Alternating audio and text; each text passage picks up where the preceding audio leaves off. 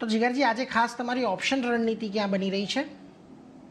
સૌથી પહેલા તો ઓટો સેક્ટર સારું ચાલી રહ્યું છે, એટલે એમાં જ આપણે ફોકસ કરશું. સૌથી પહેલી પસંદગી હીરો મોટોકોમાં છે.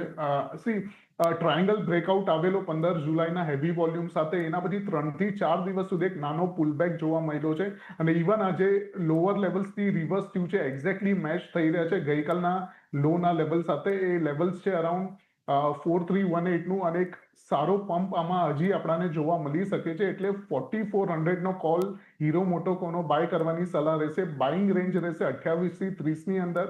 સ્ટોપ લોસ 10 નો રહેશે અને ટાર્ગેટ 65 રહેશે. અને સેકન્ડ છે હેવેલ્સ છે.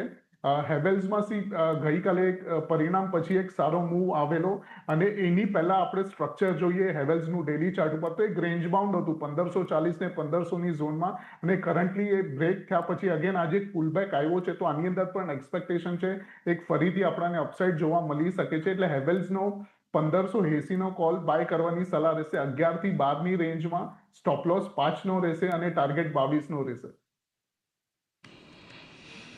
એટલે જુઓ, ખાસ કરીને અહીંયાથી બે જગ્યાએ પસંદગી. એક હીરો મોટો કોર્પમાં 4400નો કોલ ખરીદદારી કરીને ચાલો. 28 થી 30ની વચ્ચે 65નો ટાર્ગેટ અને 10નો સ્ટોપ લોસ તમારે અહીંયા ધ્યાને રાખવાનો છે. અને બીજી તરફ હેવેલ્સનો 1580નો કોલ તમે અહીંયાથી ખરીદી શકો છો. 11 થી 12 રૂપિયાનો ટાર્ગેટ અને 5 રૂપિયાના સ્ટોપ લોસની સાથે. સોરી, 11 થી 12ની વચ્ચે ખરીદો, 5નો સ્ટોપ લોસ છે અને 22 રૂપિયાનો ટાર્ગેટ અહીંયા તમને હેવેલ્સની અંદર છે. એટલે એના પર એક ધ્યાન રાખજો. 22નો ટાર્ગેટ, 5નો સ્ટોપ લોસ. એટલે હેવેલ્સ અને હીરો મોટો કોર્પ આ બંને જગ્યા પર આજે તમને એક મત બનતો દેખાઈ રહ્યો છે. હવે તમે ખાસ કરીને ઓટો સેક્ટરની વાત કરી જ છે.